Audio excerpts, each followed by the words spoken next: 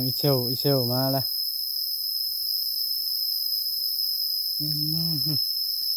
พี่น้องเอ้ยย่างเที่ยวมาสำบายดีอ๋อตัวมาจะใสเดี๋ยวนี้มาตัดวัดไปมาเฮือนสิโอ้ใส่ลิ้นมันยังพอสิทนวัดในพุ่นบ่เดี๋ยวนี้วัดนี่แหละเพิ่นออกมาเพิ่นหากับเขาเออสร้างเป็นแฮะนี่เห็นไหมจังกรรมมาใช้เหมือนกันเท้าอีกแล้วมื้อนั้นคือบ่ได้ใช้ใช่ย่านลมขึ้นจากใช้ละใช้บ่จากใช้ละทิ่มบ่เดี๋ยวนี้เลยเอาตามอารมณ์เนาะเลยย่านลมโอ้สร้างเป็นอันนี้อันนี้ได้หัวงามแล้วก็ได้ไผทางป้าเป็นแถวๆนี่ตายบนจอดรถเลยโอ้ทางไว้ถ้าค่อยจอดรถเลยโอ้สั่งว่าแท้บ้านนะเอาเตียงนึงเตียงตัวนี้เอาไปเอาไปนั่งอยู่โฮมคุณว่ามันมีสัญญาณอยู่พี่โอ้มาเข้าน้ำซ้ำปลาใครสิเบิดละเบิดแล้วจังแล้วเบิดแล้วว่าหมอลื่นยังหมอลื่นบ่ได้เบิ่งลุงคำใส่อะไรเนี่ยยังกับไรได้บอกครับมึงจะอ้อมไปนั่นแหละมามือเจ้ามาตอนแรกผมว่าแหละแกงยังอันนี้คือเบิดแทะแกง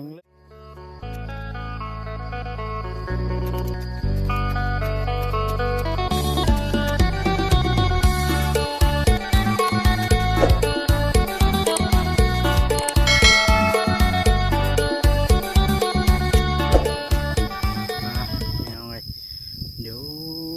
เปิดภาพขึ้นก็ได้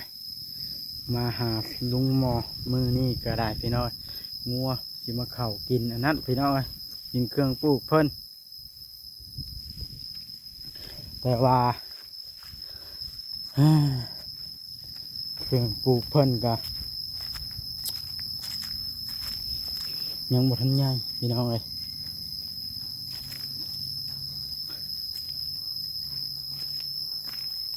เพิ่นก็โตเฮือดผีดำก็บ่ออกเลยเงินพี่น้อยนี่ก็พี่น้องเลยให้ทางป่าแปลนเบิดแถวนี่ฮะโหดแท้น้ำก็ทางบนลมให้หมอลงวัดให้หมอลงวัดอยู่ใช่น่ะปุ๊บยังลิ้นนอนดินสำบายดีให้หมอลงวัดท่านหมอบ่อยู่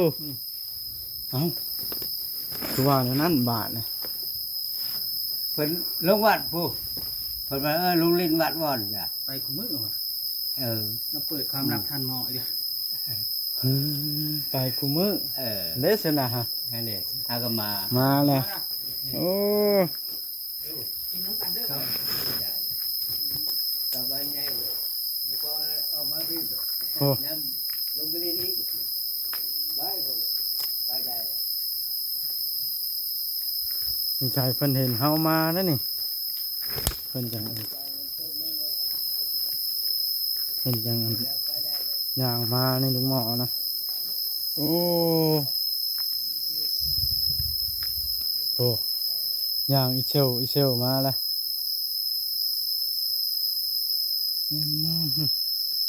พี่น้องเอ้ยย่างเที่ยวมาสำบายดีอ๋อ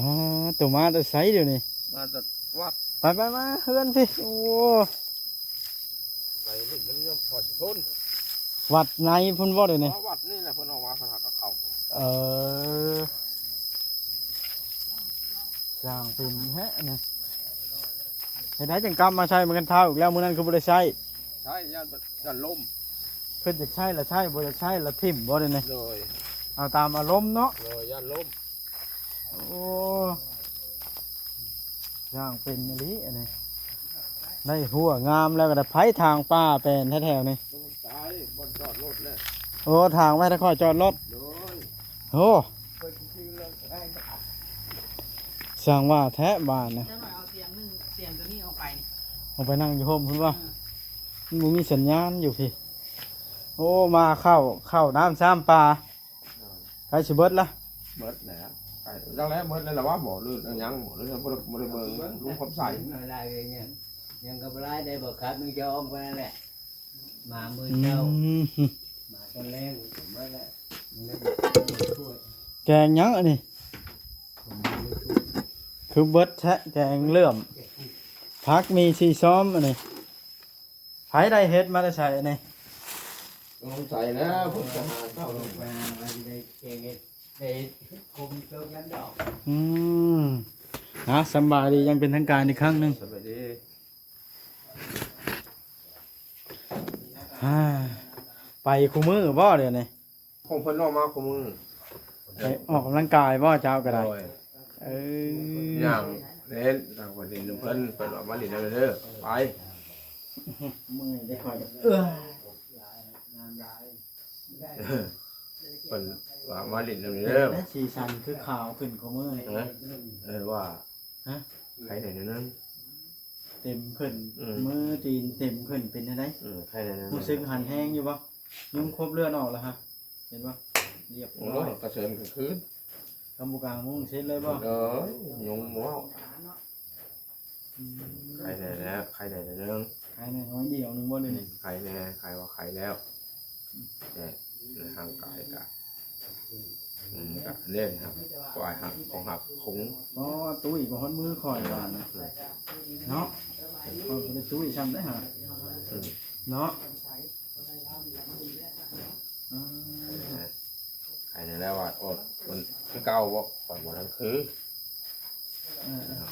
ลนไป60คือ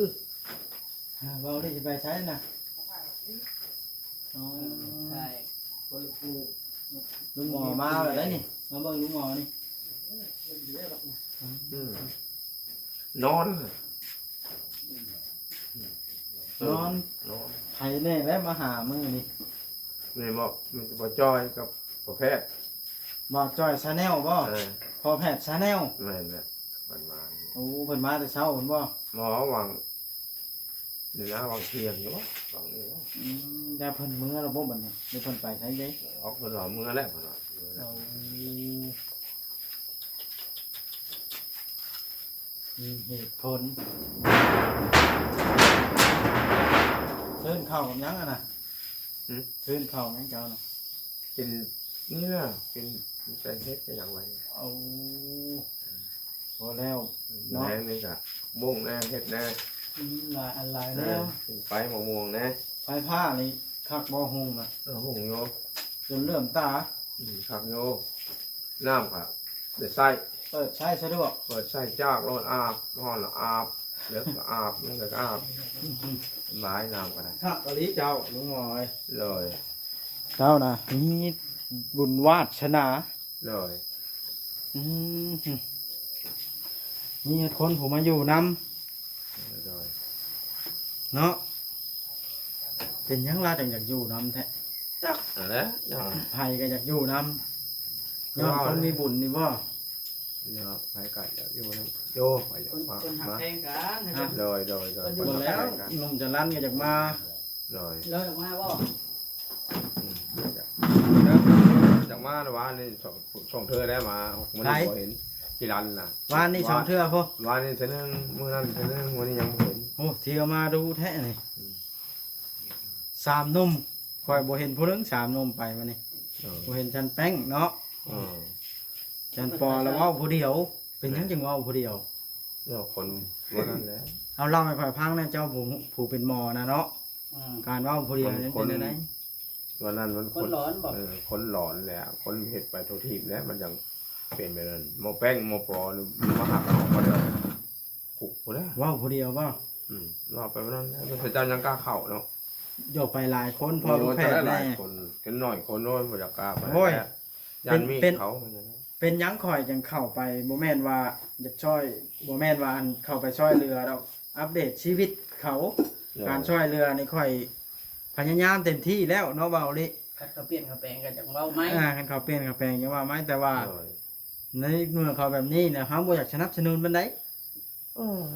อยากยอมนำแล้วเป็นแบบนั้น ในเมื่อเป็นแบบนี้ฮะนะเลยเข้าไปเบิ่งชีวิตชีวาเขาไปเจาะเบิ่งเข่าเบิ่งน้ำเนี่ยไปเจาะเบิ่งเข่าแล้วบ่เห็นจังเม็ดอะไร แน่ ทางผู้อ้ายเพิ่นว่าลาวเสื่องไว้เราอะ อ่า เดี๋ยวน้องเอาไปรักขาย แม่บอกแล้วเอาไปขาย เป็นอย่างเขาไปขายแต่ของในนั้นคนละเฮือนนั่น เอา เป็นอย่างนั้นบ่ รถเลิมอย่างพ่อแม่ถ้ากับพ่อแม่กับพวกป้าเนี่ยแม่นว่าเอาดอกบอกว่าขอบใจ เจ้าไข่นี่ลองไข่ให้ FC เบิ่งดูเจ้าไข่เป็นบ่โออิซิสมมุติ มันแหนกยังบ่ได้อะไรยังแข็งได้ บ่เคยไข่ เจ้าแค่ไข่คือเก่าบ่ ไข่เลย เลิกขายแล้วไปกำเม้งอยู่กลางขวดผูไปแน่เดี๋ยวช่วงนี้มันบ่ฮ้อนปานใดเนาะ โดย โอ้ยกมือเดียวก็ได้แล้วกูมือนี่ ได้ได้ รอดคักแล้วเนาะ อันนี้ก็ได้ รอดคักแล้วสาวแตงอ่อนก็ เวียนเพิ่น เวียนแล้วบาดนี่กันแบบนี้สาวแตงอ่อนกำลังเปิดใจได้อเดี๋ยวนี้เห็นเบาเล่ามาเปิดใจเนาะ นี่ เปิดใจหาครูชามีว่า สตงอน บ่สนใจบ่ บ่แล้วไปน้ำบ่ได้ บ่สนใจบ่อีหลีได้บ่สนจักดีแล้วบ่ บ่ขึ้น ฮอดบ่คิดเบาอีหลีเอ้ย บ่ขึ้นน้ บ่คิดบ่ได้ได้ ลาโสดปานนั้นเด้ ำบ่ขึ้นน้ำลาวแตงอน ลาวก็บ่คิดนํเจ้าคือกันบาดนี้เอาเจ้าเฮ็ดได้ ยา บ่ต้องเอากันเนาะ ยา เออ มีแห้งไม่กินน้ำเลยเนาะ มีแห้งยาวๆบ่ฮะ ตื่นนอน ไอ้จือมาน่ะ บ่บดบ่ บ่ ไหน เลย เบาลิ อืม เบาอีหลี ก็คุณเด้อเบาลิเด้อ โดย มื้อนั้นก็ซื้อปิ้งไก่2ปิ้งบ่มีใหญ่มาให้ เลยก็ได้2มื้อแล้ว 2มื้อพุ่น 2มื้อ ปอดเด้อซ้ำสิกินเนาะ ต้นซีเนี่ยเฮ็ดผักแจ่วเอาต้นซีนี่ก็ได้2มื้อ แม่นบ่ 2มื้อ4คาบอยากกินอยู่แล้วไปบ่ได้มาเฮ็ดหยังก็ยังบ่ทันได้นอดอยากกิน เออ บ่ได้ก็ยังบ่ทันได้แกะเนาะแกะแล้วเด็กน้อยเพิ่นได้กินนี่จะ ลายบ่แปลกหยัง ยังคือซ้ำเก่านั่นแหละกับตัวนี้เราออกมายังซ้ำเก่ามันจะบูชิบีกันซ้ำ ยัง เก่า ซ้ำเก่า แล้ว เจ้าบ่ได้ยังฮอดบ่4 5ขวด เราก็บ่ได้เบิ่งออกไปเขามีแต่ดื่มเหล้า กันยังหลายขายน้ บ่ยอมบ่มีเอาใช้ ขายยัง ำปลาแดก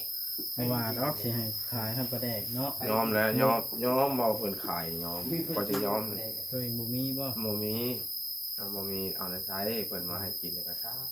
ธุ โอ้ ขอบคุณขอบใจนะ นี่แหละคือ ลุง เด้ หมอ อ เนาะ เอาหาบ่ได้ลูกบ่เป็นก็เว้าแหละ เขายอมรับว่าสั่งเครื่องไม่เทือนท่านหมอนี่บ่มีเศษบ่มีเหลือบ่พอดีคู่อัน ว่ายันหลับเลย ฮะ ยันหลับเลยจังช่างแล้วปั๊บก็แล้ว มันช่างได้เนาะ นั่นแหละจะว่าสั่งเวียงสั่งบอดสั่งปั๊บแล้วแหละบ่เหลือบ่เสียดหยังบ่มีหยัง พอดีเป๊ะทุกอัน พอดีเป๊ะกว่าอันบ่เสร็จบ่เลยสั่งกระสอบกระสีก็ได้ ปรับ ปั๊บ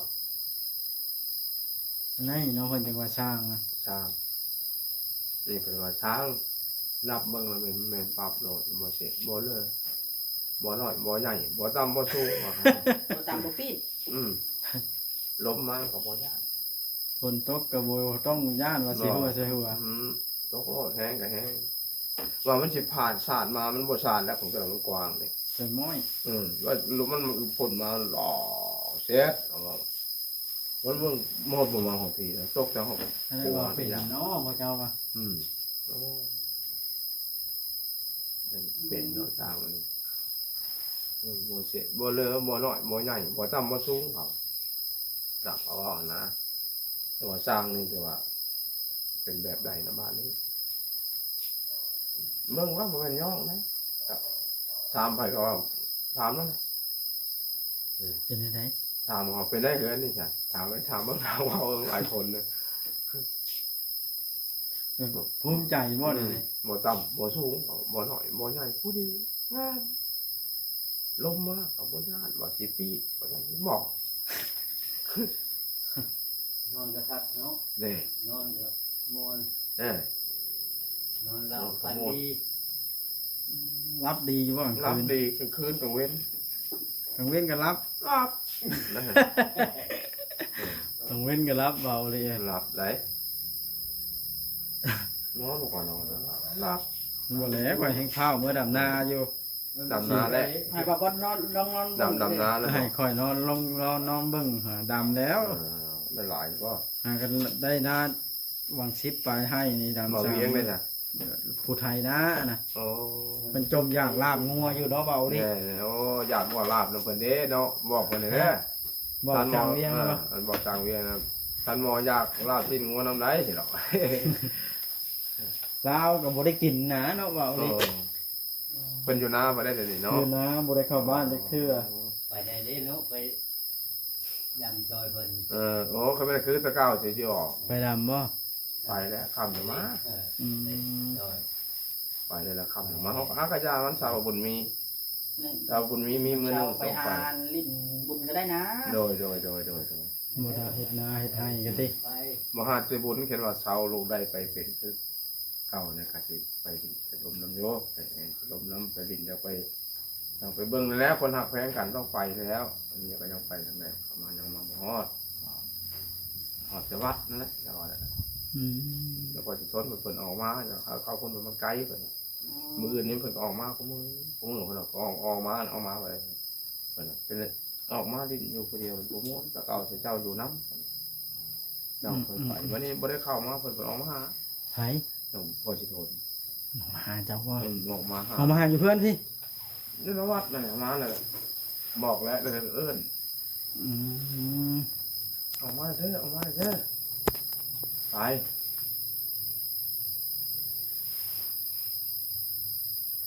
หลายหลวงพ่อท้องไหลได้มาอยู่บ่ผม บ่ เอ้ย บ่เห็นนะ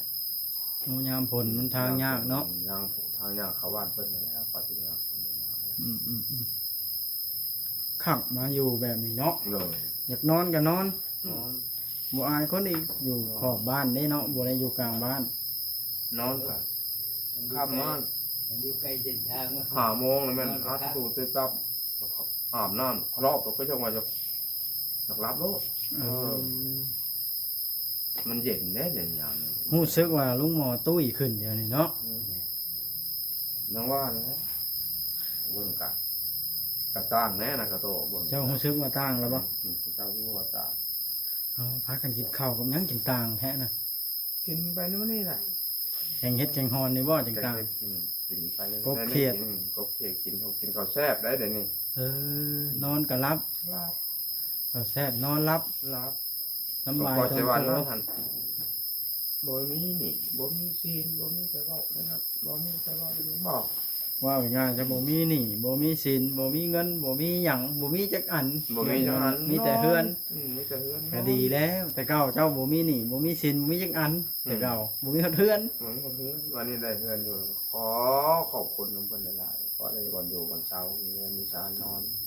ลำบากลำบากบ่มีไผเว้าได้บ่มีไผเว้าได้บ่ ท่านเห็นเพิ่นนี่จะกราบบ่อยู่ว่าตอน โดยโอ้ยเห็นเพิ่นน่ะบ่จักได้สิเว้าบ่แน่จักได้สิกราบบ่จักได้สิจักสิว่าจังไดล่ะบ่จักแล้ว มีเรื่องสามนุ่มนะสิให้มาอยู่หรือว่า บ่ได้ ยาละ อย่า บ่เอาแล้ว บ่อย่าบ่เอาแล้ว ลาบแฮงบ่นั่นแหละ อย่าแล้วมันสิมาวุ่นวายฟรีมันสินอนบ่หลับ ดีบ่ได้เครื่องของที่สำคัญนี่เนาะ เลย บ่หยังเนาะ เราสิเอานั่นไปอย่างนี้ไปเด้อ บ้านประตูเดินถึงมั่งเอาไปแล้วนี่เนาะตัวมันแพงแน่นะกระทุกน้ำนี่เขาไปขายทุกละ10,000เขาก็เอาเนาะ เอาหมอหนึ่งหมอแก่ ซื้อทุกละ7-80แบบนี้ เอาแล้วเอาแล้วเอาแล้ว อืม ในใจมีต้องการแต่ดีๆบ่ให้ใครเว้าแล้วน่ะตอนเขาก็นอนรับทุกอย่างสำเร็จเขาไป แต่เก่าเนี่ยได้เจ้ามักว้าวนะ จะ9 ชั่วโมง ใครพบจึงเห็น ไปพบจึงเห็นไปเป็นอย่างพ่อตัวนี้ ว่ามาแล้วมันต่ำ ต่ำแล้วแล้วพบจึงเห็นไปเป็นอย่างพ่อไอ้ใครบ่พบนี่ใครบ่เป็นแล้วเว้าบ่ได้ถ้าผู้ใดเป็นแล้วแม่นฮู้แล้วฮู้โลด เอาแนวไห้แนวห้องอลี ไปพบสังเห็นไปเป็นสังพ่อ บ่จะปกบ่จะพ่อทางเว้นบ่บ่มีแล้วจำเป็นแหละบาดนี้ให้แหละ ให้บาน ให้บ่จักทางไปทางมาบ่จักบ่อยู่บ่เศร้าบ่ลงใส่มาอยู่นำนี่แหละอยู่ก็ ใครแน่บอก ใครแน่เราก็คือว่าเนี่ยเราก็วันนี้มันสภาพต่างกันก็คือตัวเองเนี่ยเลยก็บ่จักในสิเว้าสิว่า หมู่ย่านผีอีกบ่ บ่ญาติยังคนก็บ่ญาติ เดี๋ยวให้ลุงน้ำใจอยู่ตลอดโลดบ่ให้เราไปใส่นะเราล้อมคำเข้าให้เจ้าเราเล่าแล้วกินนี่ เลย ลุงกำชัยว่าล้อมคำข่าวให้ เลยเราจกเขาเราก็ร้องให้นั่นเรามัน แต่ว่าจำน้ำแกงเด้บ่ได้ให้เราจำให้บ่ บ่ จำเอง จำเองแต่ว่ามันเนี่ยยังอ่อนใครไหนนั่นนึงใครแล้วเนี่ย ญาติพี่น้องลูกหลานเพิ่นก็หายห่วงแล้วเป็นแบบนี้เนาะ เลย เพิ่นก็มาเจาะอยู่บ่ของมึง บ่เลยเขาก็อยู่นาไว้ เอายามเวียยามกลาง ไปนาโคก ยามเวียยามกลางนี่แม่นเจ้าบ่ได้เฮือนนี่แห้งเต็กนี่ มันไม่ได้เฮิร์นเนี่ยก็สิบ่ได้ยังเป็นคน เป็นหยังอะน่ะ เจ้าไปแล้วจะไปอยู่ทั้งวันคนอยู่บ่คือหมู่ว่ามัน คนบ่คือหมู่ คนยังบ่คือหมู่ตะกี้ ให้ นั่นว่ามามัน สิให้อีกล่ะ ว่าทั้งหลังว่ากันนะ โอ้สิให้แน่ มันว่าคือหลังนี่ให้หรือบ่ ออกแล้วมันแพงเลยเกิด อืม 3 บอนอยู่เฮ้ย อืม บอนที่4จังได้อยู่ถาวร อืม หลุยไปมาว่าโอ้นี้เด้อเจ้า อยู่หั่นเด้อเจ้าอยู่ ใส่ม้อยอยู่บัดนี้ มีแต่โอ้หมอย่องเจ้าซ้ำโอ้เนาะดีแท้บ่ว่าเจ้าก็ไม่ใช่ใจบุญเพิ่นเฮ็ดเฮ็ดสร้างให้ก็ขอบใจขอบคุณเพิ่นหลายๆว่าหั่นพายเสด็จเบิ่งตอนนี้พ่อเป็นผู้เป็นไสถามเพิ่นว่าไปพบกับเห็นเนาะว่าไปเป็นทางพ่อเด้อแบบนี้ก็สิซิมบ่ได้เพิ่นว่าขอยันเป็นแบบเจ้า อยู่พอสิทนนำบ่ โน่ยันเป็นแบบเจ้าเรื่องออกไปมันมีคนอยู่บนเสาก็สิคือเจ้าเนี่ย ก็บ่ให้เพิ่นซิกเลยเนาะ ให้คนอยู่เลยว่าญาอยู่ได้ญาเอ้ยทำบุญไปเลยเด้อว่าเป็นก็หากับมือวางไหนเป็นออกมาคุ้งมาจับเบิ้ง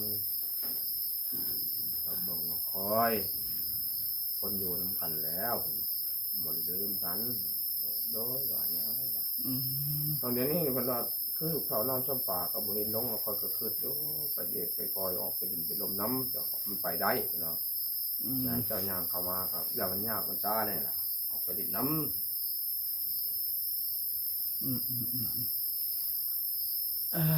เนาะ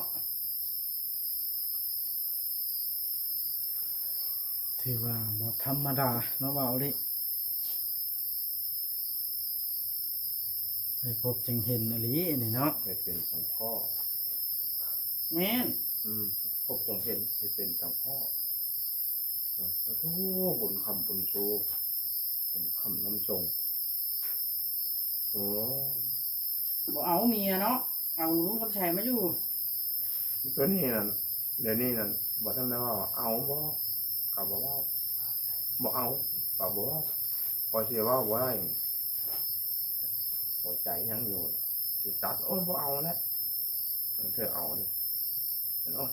สิเอาแล้วเธอบ่เอาเลยนะเขาสิตัดบ่ได้นะอ๋อ การอันไหน เอาเมียบอกว่าดีถามเอาบ่เมียเราอะ ยัง ตัด คิดตัดสินใจบ่ได้เฉยเนาะเรื่องแต่งอ่อนเดี๋ยวนี้นะ โอ้ยยอมไปนำบ่รอดแล้ว หรือว่าเพิ่นเมียน่ะบ่ เรา คันผู้อื่นบ่ คิดว่าเป็นผู้อื่นก็ว่าจะเติบนึงปะละ อันแต่งอ่อนนี่ขอย อ บ่ ม เอาเลย ขอบ่ให้พวก ถ้าแม่นเทียบใส่เพลงก็มีแต่เจ้าบวชบ่ซิกเลย เท่า เนาะ นั้นเลย หุ่นได้ลุงหมอบ่เอาเด็ดขาดบ่เอาเลย บ่แล้วยอม มาให้ตู้พายบ่ โดยที่เป็นสายแนกที่ไม่ใช่ตัดออกเป็นสายแน ตั ก ดจ่อยแล้วเราถ่ายคลิปประจำหัน หรือไว้ให้ตู้ก้อนบ่ ตัวก้อนแล้วว่าให้พวกนั้นเลย ตู้ก้อนแล้วมักเมียซ้ำเนาะ ตัวก้อนตัวพาย ตู้พายนี่บ่ปานใดต้องตู้ก้อนแล้วมักเมียขนาดต้องเอาแนะนำให้แต่งอ่อนครั้งแล้ว ก่อนนะ ก็ว่าอยากหาผู้สาวอยู่เนาะเนาะประมาณนี้แล้วมาลินน้ำเจ้าก็ได้มานี่จะได้จบคลิปลงแล้วได้ชนะ เลย เนาะเบาดิ อืม ฮะ ฮะยังได้จบได้ข่อยข่อยกำลังมา โอเคโอเคจบคลิปก่อนเด้อลุงหมอ โดย สำบายดี ตามต่อย